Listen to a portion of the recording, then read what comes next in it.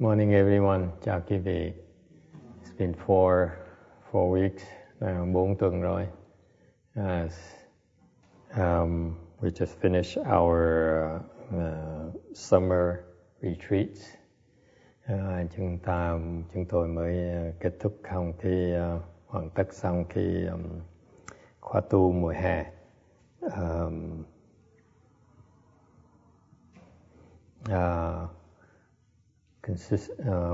Một tuần Phật thất với 3 tuần thiền thất. 1 week of Buddha recitation week and 3 weeks of chan meditation. So welcome back, those of you who you usually come on Saturday mornings only.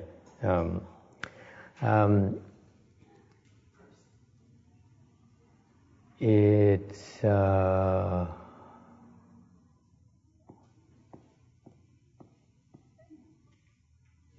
every time we do these meditation retreats, I personally learn something new. Mỗi lần có thiền thất như vậy, thầy học hỏi được thêm. Because meditation is really your progress is endless. Tại vì cái thiền đó, cái sự tiến bộ quý vị nó vô tận. It's endless, it's infinite, truly infinite. At least in my belief. I'm finite, but I know meditation. I believe that chan meditation is infinite. Thầy biết mặc dù thầy có sự hạn chế, những cái phương pháp thiền tông này nó vô hạn chế. Because your mind is infinite. Tại vì cái tâm quý vị nó vô hạn chế. Chan meditation is a kind of practice that expands your mind and help it attain its full potential, its infinite potential. Cái thiền tông là một cái phương pháp tu hành mà nó giúp chúng ta phát triển cái tâm cho tới cái khả năng tột độ, nó là cái khả năng vô tận của cái tâm. Okay. And that's why until you become a Buddha, there's lots of room to grow. Để trước khi quý vị thành Phật đó, có rất nhiều cái cơ hội để mà phát triển cái tâm quý vị. And once you become a Buddha, then your mind truly becomes infinite, according to the scriptures. That's all I know. Okay. Và khi quý vị thành Phật thì cái tâm quý vị trở thành nó vô hạn chế, nó vô lượng vô biên. Đó là theo sách vở nói. I'm no Buddha, that's why I can only describe it to you based on our scriptures, based on our books, our teachings. Thầy không phải là Phật, thành thầy có thể chỉ nói được, nêu ra những cái lời dạy của Đức Phật thôi. Okay. But until then, along the way, every time you meditate, you actually are healing yourself. Mỗi lần quý vị mà thiền, quý vị đang tự chữa bệnh lại. That's the first thing that happens. Every time you meditate, you're healing yourself. Mỗi lần quý vị mà thiền, quý vị đang tự chữa bệnh lại. In principle, meditation will unblock your channels, your chi channels. Theo nguyên lý thì cái thiền nó giúp khai mở những cái mạch khí mạch của quý vị. Okay? Your energy channels or the chi channels. You know, you heard of the acupuncturists or the Taoists talking about the meridians, the chi meridians, energy channels. Okay. Thì nghe thường nói là có người nói những bên đạo giáo, bên mấy thầy thuốc, ta nói là cái khí mạch nó có những cái luồng khí mạch chính của con người. And as these meridian channels get blocked, we get sick. Vì những cái khí mạch này nó bị nghẹt, thành ra chúng ta bị bệnh. So meditation is a natural process of unblocking these blockages. Thiền nó tự động, nó giúp quý vị, mỗi lần quý vị thiền là quý vị đang khai mở lại những cái chỗ nó bị nghẹt này. Is that right, Kim? Yeah. Yeah? Yes. Okay, she's acupuncturist, so she should know a little bit about that. If I say something wrong, please correct me. Thầy nói gì sai nhờ cô sửa giúp nha. Because I haven't went through the formal training like you did. Cô này cô đi học đàng hoàng. Thầy chỉ học lóm thôi. I just pick up a few books here and there, and that's about it. I just read an article actually recently. Gần đây thầy mới đọc cái. It says that, I lost it. This iPhone's too complicated.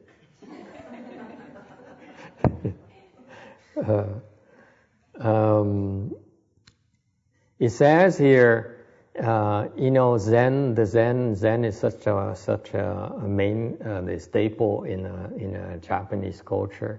Cái văn hóa người Nhật là nó dựa trên cái thiền Zen, and so a lot of these like Kyoto University in Japan, the professors of psychology there, some doctors, Sato, Koji Sato, and so on. It says earthly practice of Chan meditation, Zen, produces the following 10 psychological and physiological effects. Number one, increase patience. Họ nói nếu quý vị bên thầy giáo bên Đại học Kyoto bên Nhật Bản nói là tu thiền Zen thường có những cái lợi ích như là kiên nhẫn, increase patience. Number two, curing of various allergies. Thứ nhì, mấy cái dị ứng nó sẽ được chữa. Number three, strengthening of willpower. Thứ ba là cái chí khí cái vị nó tăng trưởng. Number four, enhancement of power of thought.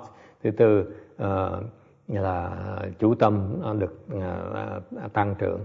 Refinement of personality. Number five, I can always use that. Thứ năm là cái tính tình nó tốt hơn. Number six, rapid calming of the mind. Thứ sáu là cái tâm mình nó bình tĩnh lại rất là lẹ.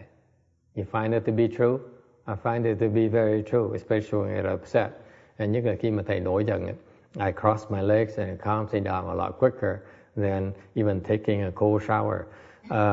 Mỗi lần nổi nóng thầy xếp bằng nó còn cái tâm nó lắng xuống còn lẹ hơn là cái gì hết đó. Number seven, mood stabilization.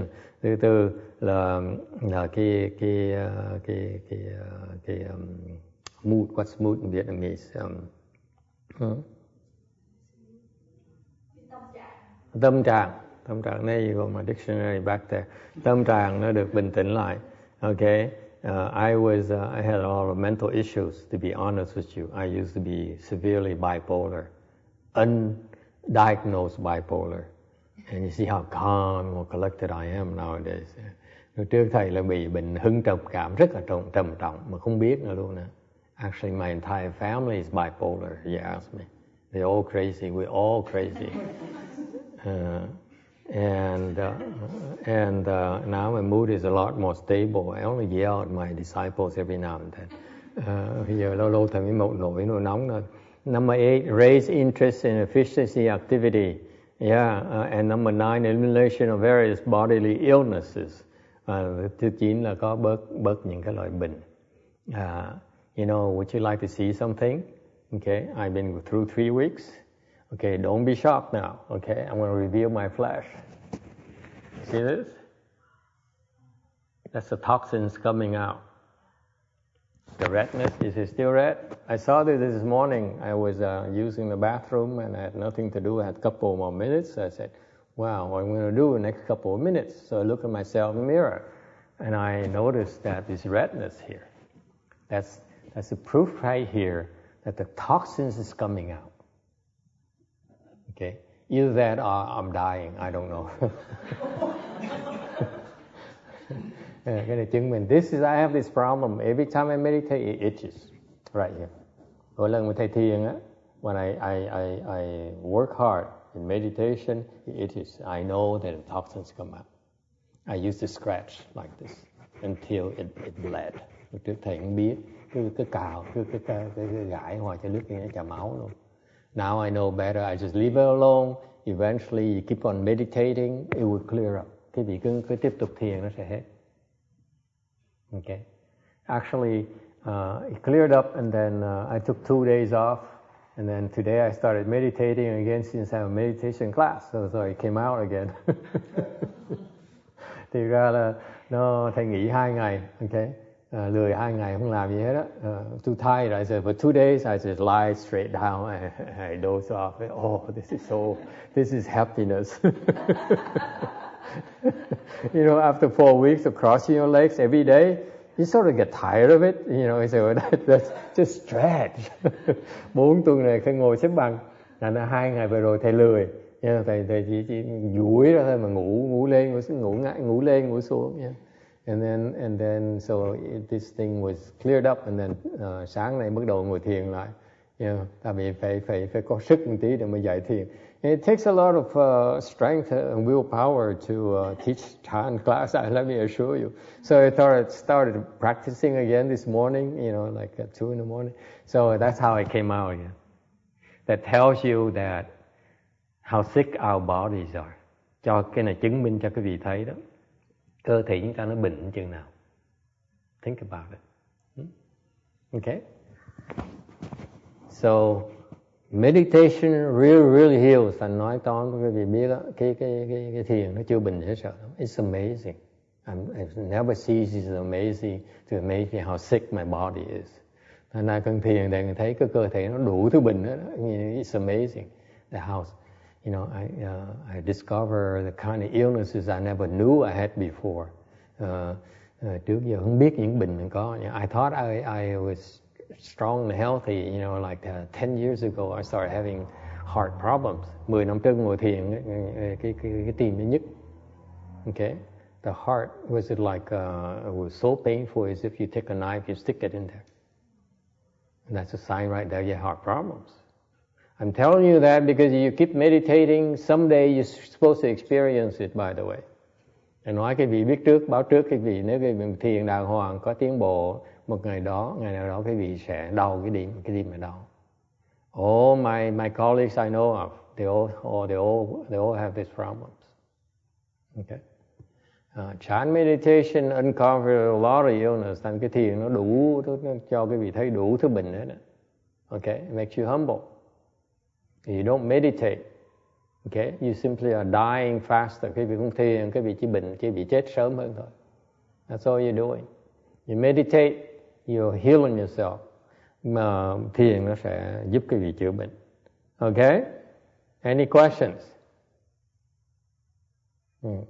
And then, furthermore, there's a more university studies in Japan, and they say that some diseases are these following diseases they found out that are cured. Hơn nữa mấy cái bên nhà thương bên Nhật nó còn tiếp tục nó nghiên cứu về thiền. Họ khám phá thiền Zen nó giúp cái vị chữa những loại bệnh này. Neurosis, okay, mental illness. Is that right? Neurosis, okay. Những cái bệnh tâm bệnh. It's a lot more involved than I care to go into for you. Nó rắc rối hơn cái mà thầy có thể dời giảng cho cái việc đại khái nhé.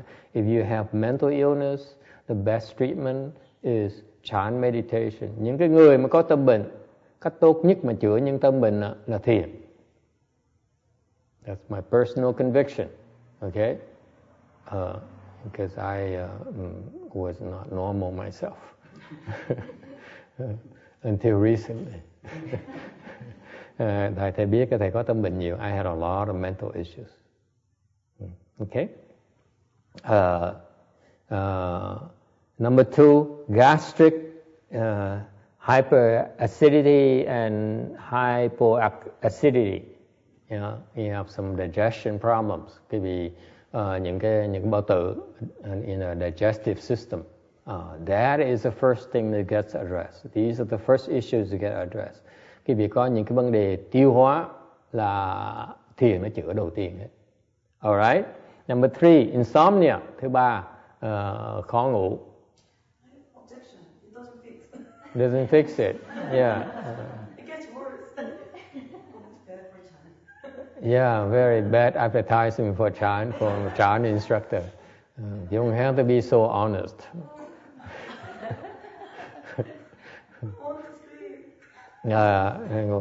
insomnia, cái mất ngủ. Of course, there's always exceptions. Có những cái ngoại lệ, okay? Only because they are on the way to solving the insomnia issues. Có ngoại lệ đó tại vì họ đang tạm thời đang tới cái trình độ, chưa đủ trình độ để mà chữa những cái loại mất ngủ này. Okay? You just have to work harder, tiếp tục tiến bộ, then insomnia will be gone. Okay? For example, ví dụ, if we give you an example, if you were to cross your legs for 4 weeks straight, you have no insomnia. I have no insomnia the last 2 days, I assure you. Ví dụ, thì nó có bằng cớ đàng hoàng. Nếu quý vị xếp bằng cả 4 tuần liên tiếp, ngày nào cũng xếp bằng như vậy, 2 ngày vừa qua thầy không có vấn đề ngủ gì hết đó. I slept all day, all night. Ngủ ngày ngủ đêm mà rất là dễ dàng. Okay. Number 4, chronic constipation, bị tiêu hóa, okay, bị bón, okay. In fact, when you start doing these chán chi, thường những người bắt đầu mấy cái thiền thất á, they experience constipation, thường họ bị bón, because the excessive giãn chi that builds up in your system. Tại vì cái dương khí nó dồi dào quá trong cái cơ thể, thành thường bị bón. But so you can take medication, you can eat dates, you can eat plums and so on, which we do the first week because I don't want my students to complain and get alarmed. Thành cái mấy tuần đầu tiên chúng tôi cho mấy người thiền sinh là ăn mấy cái đồ để nó giải quyết những cái bệnh bón này. Tại vì thầy không muốn họ lo sợ, okay. But if you really don't do anything, it will get rid of that constipation. Quý vị không cần làm gì hết, tự động nó sẽ hết luôn. Because after a few weeks, your body is back to normal. Cơ thể quý vị tự động nó điều hòa lại khi thiền, okay. Number 5, high blood pressure. Thứ 5 là áp huyết máu nó cao. Meaning that the more skilled you become, the more control you have over your high blood pressure. Có nghĩa là quý vị càng tiến bộ thì càng bị cái áp huyết máu cao nó càng đã được giải quyết. In fact, I don't know any Chan master who has high blood pressure. Sự thật thầy không có quen ông thiền sư nào mà có bị cái bệnh áp huyết cao hết. Okay? All right. And then they also have research at Harvard University, Wisconsin, Madison, and so on, who boost the immune system, increase the frontal cortex with positive emotions. Rồi có những cái đại học như trường Harvard University, rồi Wisconsin, Madison này nọ, họ nói nó tăng trưởng cái sự hệ thống phòng kháng của mình, và cái khiến những cái cảm giác nó positive, nó lạc quan, okay.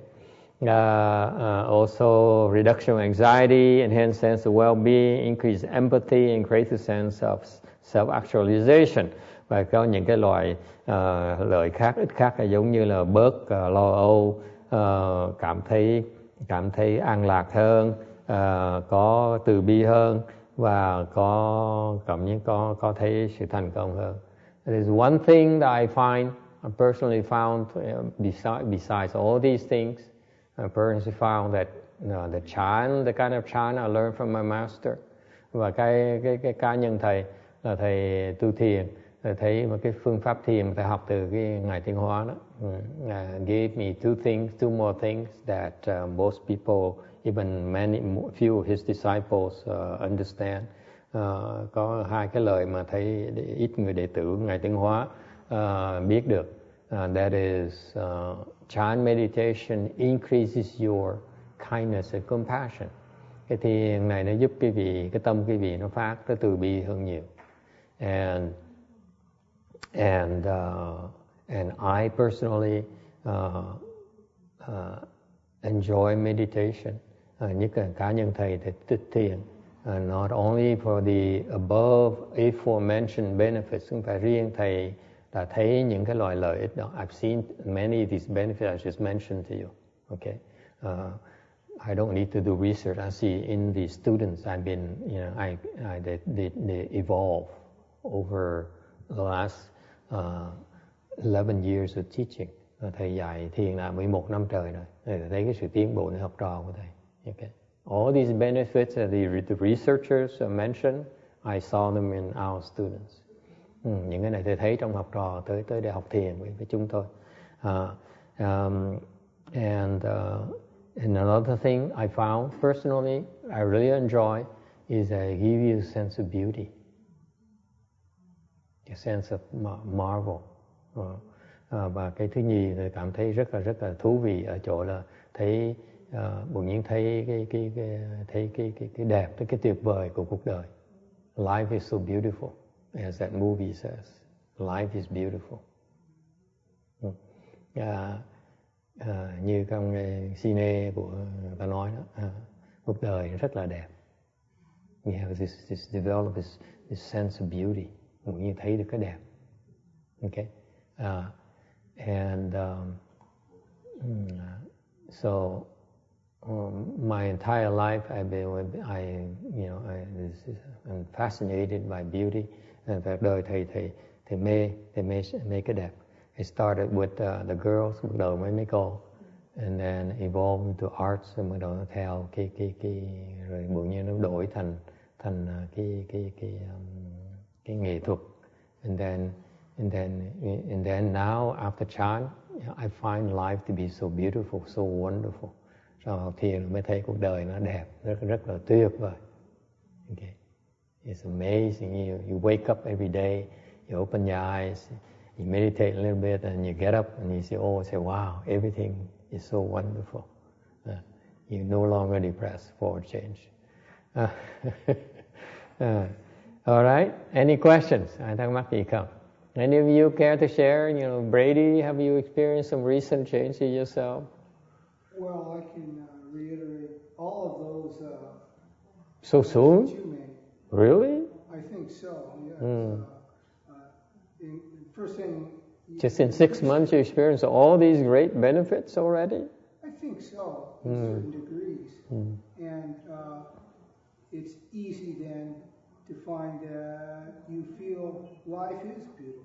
And the little things you appreciate. Yeah, you appreciate life more. You appreciate people more. That's what I find. Even the evil ones.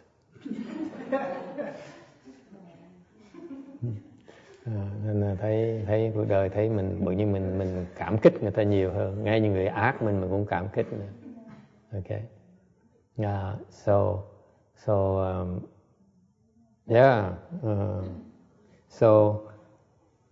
I figure that maybe someday we have a chance to share this with more people.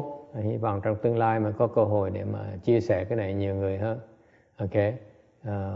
So that's why I'm committed to trying to teach, to make Chan more available. Thầy sẵn sàng dạy cái thiền cho nhiều người hơn. If the conditions become favorable, we are looking for another place where the hall is at least twice as big. Ngừng kiếm cái chỗ là cái Phật điện nó phải to gấp đôi cái này. Okay. So that we can accommodate more people, để giúp đỡ nhiều người hơn. I can see even in the future maybe having a live broadcast on YouTube or something when we do a 1 hour Chan and 1 hour lecture like this. Trong tương lai có thể mình không phải riêng cái chỗ lớn hơn mà mình sẽ chia sẻ với những cái người mà trên mạng nữa luôn nữa. Okay? So some of you might be on TV, cái gì trở thành có thể trên hình, or you don't like it, you can sit in the corner, hoặc cái gì mà sợ đó, thì ngồi núp trong góc. There's certain corners where we don't, the cameras will be off the cameras, meaning almost all my 11 disciples will be in those corners because they're all camera shy and depressed. Okay, so the idea is that China is so wonderful. We should. I wish more people should be aware of it and practice it daily. Đại khái nói là cái thiền nó rất là tuyệt vời, rất là lợi ích lớn cho mọi người. Thầy hy vọng mọi người được thiền mỗi ngày. It's a very, very good thing if you make the time to do chant an hour a day, no matter how busy you are. Cái rất quan trọng là cái vị phải quyết tâm á, quyết tâm á, là ngồi thiền một ngày 1 tiếng đồng hồ, mặc dầu cho bận như là bận rộn như là vẫn ngồi 1 tiếng đồng hồ vậy được. Okay. In particular, I notice our Shan students get caught in work and worries, and they cut back on their meditation practices. Nhất những người học trò mà thường ta bận rộn quá, thành ra bớt ngồi bớt thiền lại. So they should do exactly the opposite. Thiệt ra họ nên làm ngược lại. You cut back in other things, including sleep. Ngược lại, họ nên chẳng thà tốt hơn là họ bớt ngủ. Okay, because you sleep less, you do more chant, your body is much more beneficial for your body and your mind. Cái việc ngủ bớt ít ngủ hơn, bớt ngủ ít ngủ hơn và thiền nhiều hơn thì cái thân thể cái vị và cái tâm cái vị nó tốt hơn nhiều. Okay. All right. So bottom line is that, do not be afraid of working hard and chant. And đại khái, chung quy là quý vị thiền, đừng có sợ thiền. Actually, you should resolve to work hard, to apply more efforts. Thì ra quý vị phải cố gắng thiền tinh tấn hơn nữa. Because as the more efforts you put into it, ta quý vị càng tinh tấn chừng nào, the healthier your body becomes. Thì cái cơ thể quý vị càng ngày nó càng khỏe mạnh. Okay, this is a very good thing. Toxins coming out, meaning that the organ is cleaner. You see what happened? The natural process of meditation. It's just this is the red dot here indicates. Những cái chỗ đỏ như cho quý vị thấy đó, là cái độc tố bị đẩy từ trong cơ quan. This comes from my liver. Cái này nó từ ở trong cái gan của thầy đó. So what happens when you meditate? Okay, the chi is so strong that it destroys the toxins in your liver. Cái vị mà thiền mà cái vị có sức đó, thì cái khí đó nó mạnh đó, nó đánh tan những cái độc tố trong cái gan của mình. The chi pulverizes the toxins inside of your organs.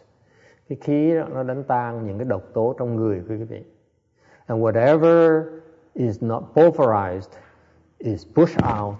They push outside, either through your digestive system or towards your skin, through your breathing, through your bowel movements and your digestive system, and then finally through your skin. So it has many channels of escape. Và cái độc tố nó bị tống ra nhiều cách lắm, qua cái hệ thống tiêu hóa quý vị, qua cái hơi thở quý vị. Okay. Hoặc là cuối cùng nó qua cái làn da của quý vị. Okay. Your skin is the biggest organ there is, so it's just one channel for them to come out. Okay.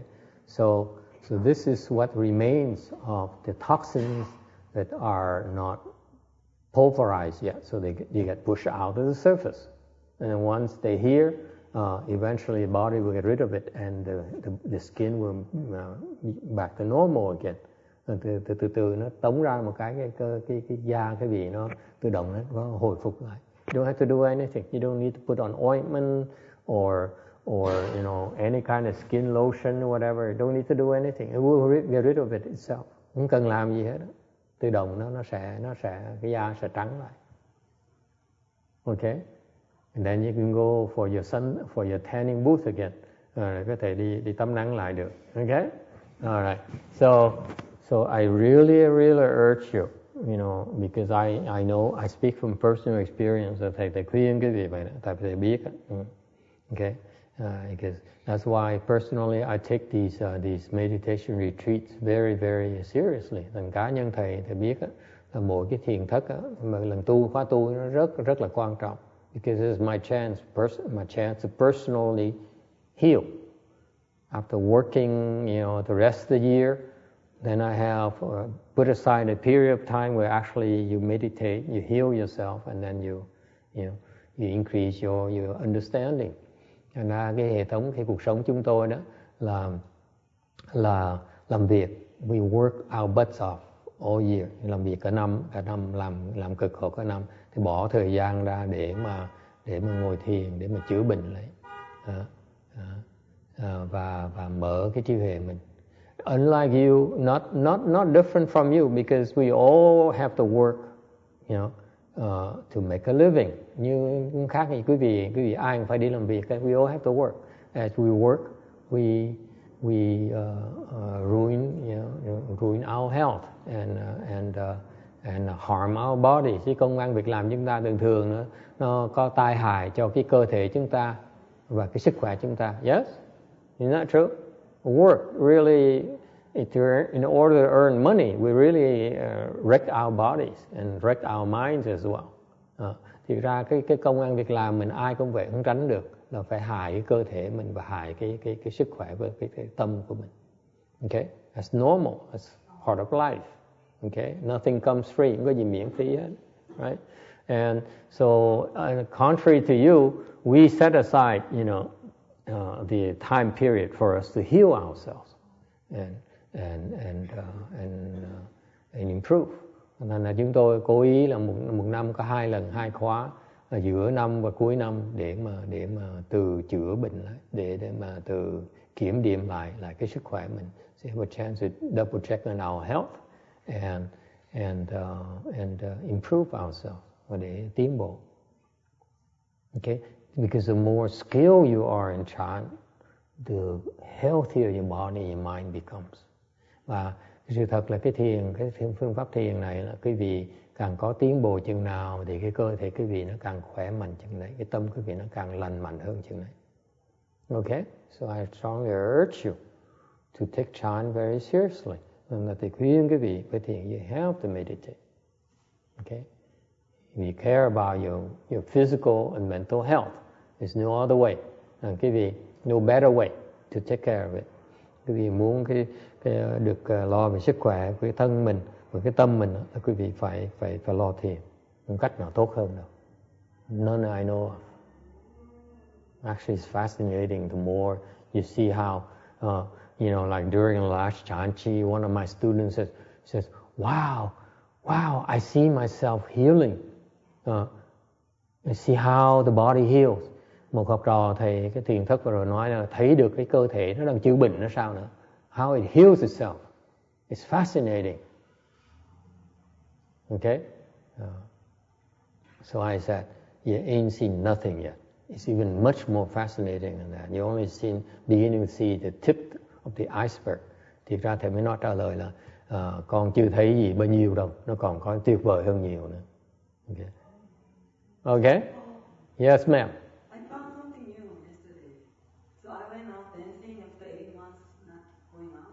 Went out dancing, yeah. and then I thought like, for 8 months I didn't go out dancing salsa, so like I wouldn't be able to dance too. No, just the exact opposite. I was like, all of a sudden, like your body is a lot more flexible, yeah, like I was so better. and as if you never stopped. How do I know that? Cô này cô nói là tối hôm qua sau 8 tháng là cô bắt đầu đi nhảy đầm lại. Thì cô nói cô tưởng cô nhảy được, thế không có đâu. Cô để ý cái cơ thể cô nó dẻo hơn và cô nhảy giống như cô chưa bao giờ ngừng hết á. Thì hỏi cô tại sao, tôi đố cô tại sao tôi biết. Why do I know that? How do I know that? How do I know that? Because you've been dancing in your mind for the last 8 months. Tại cái cô này không tới cái sân khấu, nhưng điều trong tâm á, là cứ nghĩ tới sân khấu hoài. She may not physically go there, but she thinks of it all the time, all the music. Oh, she's driving. Especially when she's driving, Brady says. Nhất khi mà cô lái xe đó, you can see how she jerks the. Okay, you'll be surprised. That's that you don't have to do it. You do it mentally. That's why, as if you don't need to do it physically. Cái tuyệt vời, cô này cô nhảy đầm mà không cần nhảy đầm cái thân mình, nhảy đầm cái óc thôi là vẫn giữ được cái cách nhảy. Isn't it fascinating? You don't have to do it physically. You only have to do it with your mind only. You say, wow, I used to be so much fun for me to used to do that. And that's it. That's all it takes. And on the same time, your body is more flexible. You have much better control of your body. Và chuyện hơn nữa là nghĩ tới cách mình nhảy, rồi còn cái thân mình nó dẻo hơn lúc trước nữa. Thành ra nhảy còn nhuyễn hơn lúc trước nữa. So you better at dancing. Yes? Impressive, huh? That's chán right there. Nó thiền nữa. You save money going dancing, and yet you don't lose dancing skills. And bớt tiền, rồi tốn tiền đi nhà đầm. Okay. Anything else? Ai có ý kiến thắc mắc gì không? It's fascinating, let me tell you. You discover things that you're able to do that you couldn't do before. Cái thiền nó lạ lắm. Nó phát triển những khả năng mà trước mình không biết mình có được. You know? All right. If no one wants to say anything, then go to lunch. Yeah? Yes, sir. Actually, my question is not about this specific type of time meditation. It's about the spirituality and meditation on basis. And I'm so sorry, I'm very amateur in this field and in this area. My question would be kind of offensive or something, but I want to know the answer. I'm really looking forward to it. Like this meditation and the idea of meditation and spiritualism has been in existence since ages. Hindus used to practice that. Yes. There are Before the Buddha came, the Hindus practiced meditation. Yes. Then the Buddhism came, and then he traveled to other countries. Yes. And stuff. Then he traveled to West. Right. So now there are many types, many kinds of meditation, many kinds of specific practices going on. Right. Right. So this somehow distracts the basic core idea of spiritualism. Instead, it's more supporting the religionism, that my organization, my specific practice is better than others. Yes. Why don't we, like, why don't you, we, and others, all these people together support the core idea of spiritualism Yes. as a whole, as a one thing, instead of breaking it into pieces? Yes. I agree. We try. It never worked. That's a simple answer. Because everyone feels they're better than the other. See, you've been coming here a few times, and you see, I keep on saying Chan is the best. We're better than Zen even. And then now we have American Chan, which is better than Chinese Chan. You see, we're all arrogant. There's nothing we can do about it. I really believe it's true, but you know, that I'm arrogant. Not that Chan is any better than anyone else.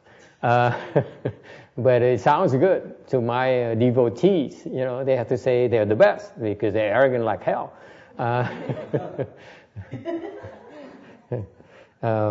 No, seriously. Câu hỏi là tại sao mà mấy cái tôn giáo không thể họp lại với nhau để nói về cái tôn giáo? Because it's not the same. The approach are all different. So you cannot, when you talk about spirituality, the common denominator is faith. Okay, the faith is the faith in a follower, in a leader. Okay, and therefore this loyalty comes to mind. There is this familiarity and all those things that makes it very hard for the spiritual leaders to be able to work together. Okay. Thường tại vì cái lòng tin của cái người đi theo đó nó quan trọng. Okay. So that you can explain it that way. Basically, this faith here is limited to a certain individual, a certain spiritual leader. So therefore, it's very hard to be able to, maybe out of loyalty, out of personal experience, to be able to extend it to the next spiritual leader who's outside of your realm.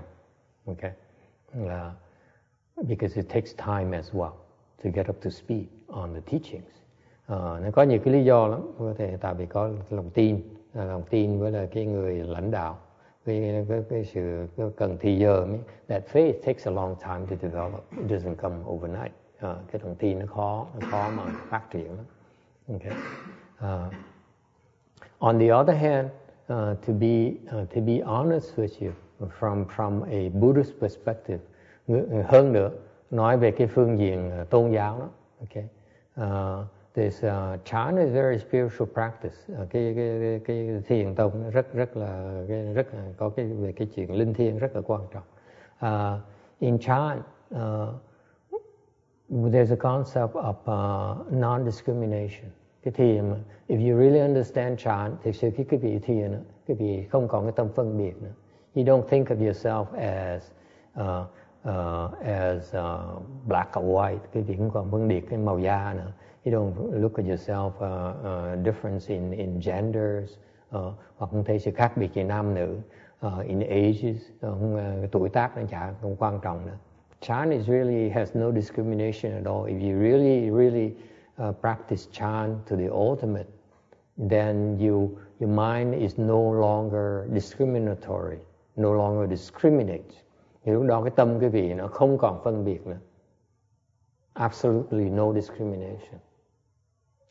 Okay, I see it in my teacher. I saw it in my teacher. You know, I know, and I am a beneficiary, a great big beneficiary of that. His mind of non-discrimination. Tại vì ngay cá nhân thầy thấy sư phụ của thầy hoàn toàn không có tâm phân biệt. I would tell you right now, you know, I see a student who walks in here who's arrogant, conceited, and really a SOB. I would not want to teach him, because my mind is still discriminatory. I was like that. And my teacher looked at me and he says, okay, I will help you anyway. And he changed me. He changed me completely. Lúc thầy là con người rất là tồi tệ, tồi bại. Và sư phụ thầy không có tâm phân biệt. Là cá nhân thầy, những người mà không đàng hoàng thầy không muốn dạy. Còn sư phụ thầy không có tâm phân biệt như vậy, vẫn dạy như thường. Chính nhờ cái tâm không phân biệt đó mới giúp thầy học được cái thiền. That's what enabled me to learn chant and have a chance to understand chant. And so, if you practice Buddhism to the ultimate, okay, like my teacher, one of the advanced practitioners of Buddhism, he no longer discriminates. Ngài không còn tâm phân biệt nữa. He doesn't care if you're Buddhist or non-Buddhist. Ngài không còn phân biệt cái vị là theo Phật, là Phật tử là không Phật tử. It's chant is to benefit everyone. Thiền để giúp tất cả mọi người. You don't care whether you Buddhist or not. Không cần biết cái vị Phật theo Phật tử, theo Phật là không theo Phật, không quan trọng. Okay. In fact, whereas if you look at, when you look at many other religions, they really still have this mind discrimination. They said, if you follow me, I save you, right? Như những tôn giáo khác ta vẫn còn tâm phân biệt như vậy. Ta nói nếu quý vị tin tôi sẽ cứu quý vị. If you don't believe me, I will not save you. Okay? Buddha would never say that. Phật không bao giờ nói những cái lời nói như vậy. Không tin tôi vẫn giúp quý vị, tin tôi vẫn giúp quý vị. Okay? I feel that Buddhism is still closest to that state of where you accept everyone and you one with everyone. The concept of oneness. The English explain it as oneness, translate it as oneness, which is not a very good translation personally. Như bên người tiếng Anh văn người ta dùng cái chữ cái danh từ là một để mà mô tả, để diễn tả lại cái giáo lý của Phật giáo, lời dạy Đức Phật. The actual Chinese I learned from means thủng thị. Okay? Cái danh từ người Hoa gọi là đồng thể, chứ không phải là một. It's not oneness. It's same substance. It's not oneness. We're not one. Because you're so different from me. Okay? We're all different. But we are of the same substance. Okay? Cái đồng thể là cái ý nghĩa rất là thâm sâu. Cái đồng thể có nghĩa là mặc dù chúng ta là khác nhau. We may, it's the same substance. We may look different. Okay? We may act different. We may think different, but we're still the same substance. Okay, the same. We are the same. Okay, and chúng ta vẫn đồng thể. Cái quan niệm rất nặng. So we are the same substance. Whether you call yourself Muslim, bởi vì có thể gọi cái vị là Hồi giáo, or call yourself Pakistani, hoặc cái vị là gọi là bên xứ Pakistan. Okay, it doesn't matter. You're still the same substance as far as Buddha, as far as he's concerned. These people see that. They experience that. They experience the concept of same substance. Okay, thành ra những cái vị mà tu bên Phật giáo mà cao, trình độ cao như Ngài Tiến Hóa đó, Ngài thấy được cái đồng thể này. They saw the same substance. Okay. Okay, and that's why they are able to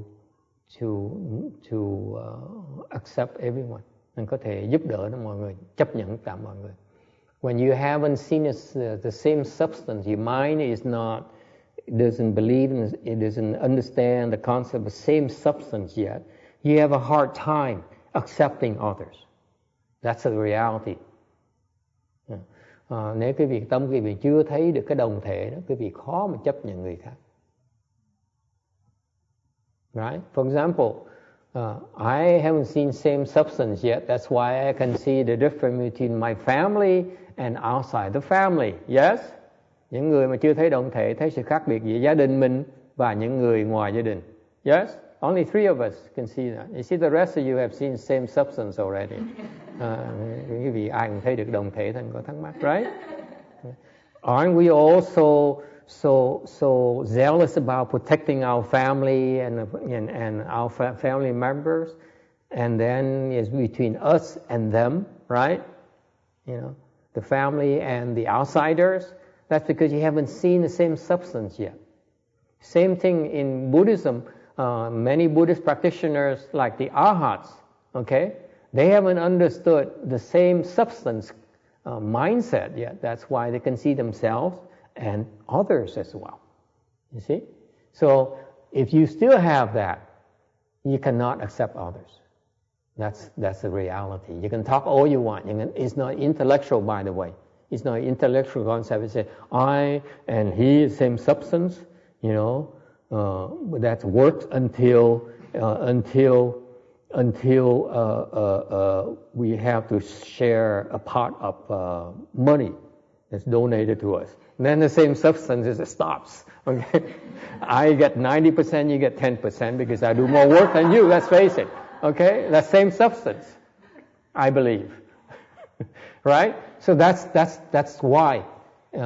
You can talk all you want. You can talk about, we're all the same. We should we get together and talk about spirituality and benefit the whole world. But if inside ourselves, in our psyche, we still feel we're different, then we cannot never be together, ever. It's only an intellectual exercise. It's not true. Okay? Thầy nói thành thật mà nói, quý vị có thể nói cái quan niệm mà mình cùng một lò với nhau, cùng này nọ, nhưng đều nếu tâm quý vị vẫn còn phân biệt, vẫn chưa thấy được mình là đồng thể, thì quý vị không thể nào mà tránh được cái sự phân biệt, tránh sự so sánh, thành không thể nào hợp tác. You can work together up to a certain point, and then money comes in, and then sex comes in, and all these things that are important to you come in, and then you see, okay, that we're all different. All right?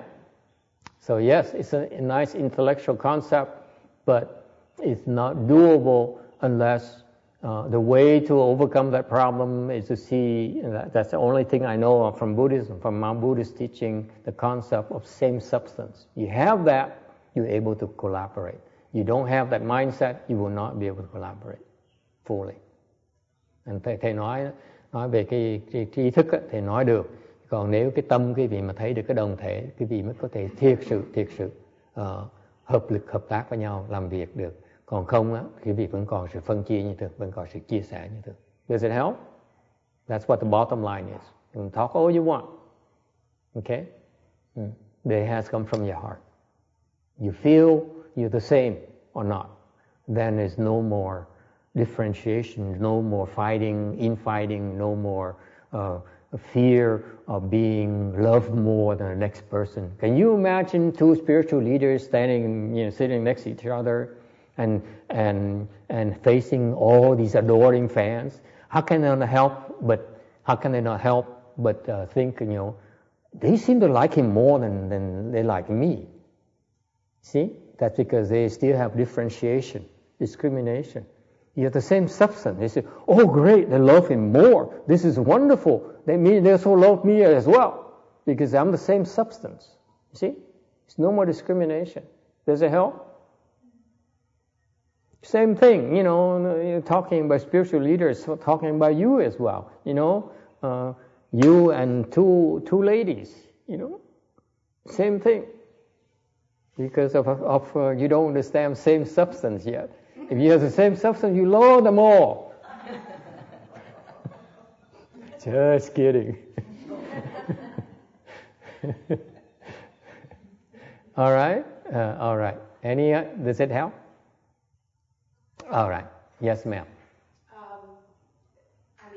Like you say, it sounds like intellectually sounds really, really nice, but what happens when, me as a woman, I would like to say that, I love everyone, but being a woman, you like to say you love everyone, but being a woman, go on. Maybe I can love a person, but does that mean that I have to welcome them into my life? Because lately I have, I think I have to be careful with men. I agree.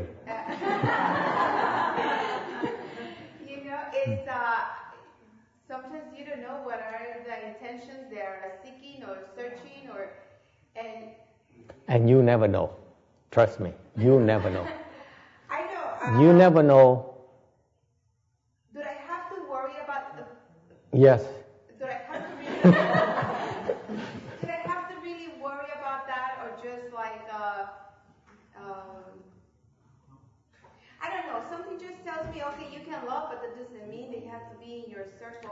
Why do you have to worry about them? The practical thing is that she's a woman, she needs to worry about men. I agree with that totally. Okay. Cô nói cô phải đề phòng người đàn ông, thì đương nhiên đàn bà phải đề phòng đàn ông, không đề phòng khùng, không đề phòng đàn ông. Are you crazy? You cannot trust men. You better know that. Okay? Why is that can't you trust men? Why is it can't you trust men? Does anyone know? Có ai biết mình không thể nào tin tưởng đàn ông được không? Forget it, China. Go dancing. Go dancing. Anyone else, please? Why can't you trust men? I know what the answer is going to be already. Yeah. Something about you. Yeah. Why can't you trust men? Why can't she trust men? I'm not talking about, I'm talking about her. Why can't she trust men? Yes. Actually, she does not trust, it's not that she's not trusting men, she doesn't trust herself when she's with a man. Yeah. Exactly. Exactly. It's not that she doesn't trust herself. I'll give you even a much more precise state that she's in. She's afraid to get hurt. It's not just she doesn't trust herself. She's afraid to get hurt. Not just by men, by women, by children, by everyone. And she only blames it on men. Agree? It's not just her. We all like that. Yes? I'm like that. I don't trust you. You can talk all you want, but there's this fear that you're going to get hurt. Yes? That you will hurt me. Yes? I will get hurt. Maybe you don't mean it. I like to think you don't mean it. But I will get hurt. That's the bottom line. And I don't like that. When it's normal people don't like that. Okay? As long as you have that, you should not trust people. It's common. So you're not the only one, by the way. I'm like that too. I can't trust men, nor women. So I speak from personal experience. That's what we have in common. As long as you have this fear of being hurt, you cannot trust people, no matter how you rationalize it. Yes? It's the fear of getting hurt. That's why I do Chan. After you do Chan a long time, and you see how the body breaks apart, and then, it hurts everywhere. You say, oh, what the heck? It can't be any worse than this. Hurt me. That's how you overcome the fear of getting hurt. You know that? When you do Chan long enough, you become fearless. You're not hurt. You're not afraid to get hurt anymore. Then you can trust anyone. Go ahead, hurt me, please. Hurt me, please. I'm serious. And you know what? I think you're right, because I went through harassment. So me too. I'm kidding. I'm kidding. No one ever harasses me. Why would they want to? Yeah. So it seems like sometimes you say, okay, you're crossing boundaries, but there's something that are just like push. So then I have to say like, oh, no, and then I feel like I am rejecting, but then I am like just telling them, you're crossing something. Yeah, here's my private space. You cannot cross it. All those things because of you need a defense. I tell you, it is the same thing we talked about the last time you came. Same thing. Okay, that is you have these defenses up. We all are like this. Sự thật là chúng ta ai cũng sợ bị hại. Thành ai cũng đề phòng hết. Yes? Especially you women. Your father, your mother taught you, raised you to be suspicious of boys. Yes?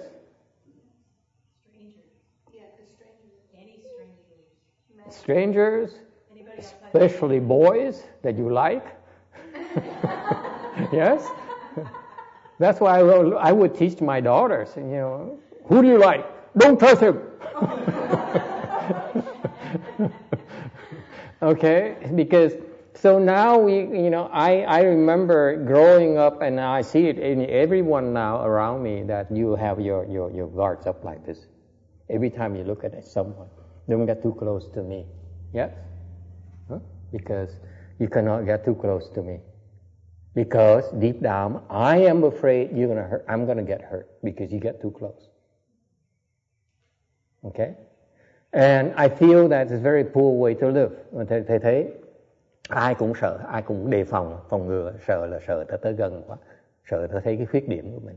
Thì sống trong cái sợ sệt. You live in fear, whether you admit it or not. You are living in fear. Yes? Agree, disagree? Yes. That's what you're doing to yourself. Don't hurt me. And don't get too close, because you could hurt me. Baloney. Hurt me. I like it.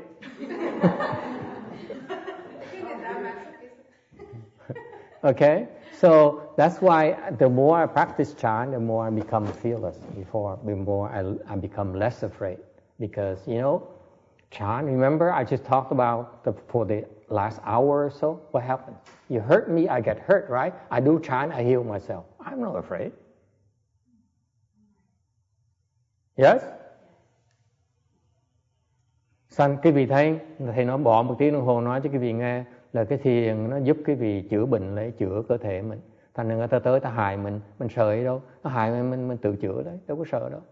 What are you afraid of? You hurt me, you hurt my body, it heals. You hurt my mind, it heals. So what am I afraid of? You become fearless. You don't have to walk around with like this. Thành không cần phải đem phong về. You're free. You walk around and you're not afraid to get hurt. And that's how you're able to accept people. You don't worry they're going to take your disciples and take your money and your reputation and That's what all of us are afraid of.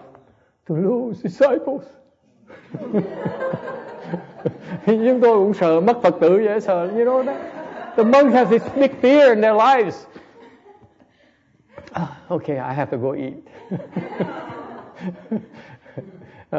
Does that help? Yes. It takes a long time, but you need to be aware that we are so afraid to get hurt. It's nonsense. Right? You have to lower your guards.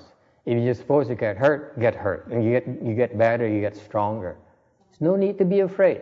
Nếu như cái nghiệp quý vị mà khiến quý vị phải trả cái nghiệp này, nó tới ta hại quý vị, cái đó cái nghiệp mình trả, đừng có sợ gì hết á, kệ nó. Đừng có sợ, đừng không cần sống trong cái sợ sệt. You don't need to live in fear. Okay?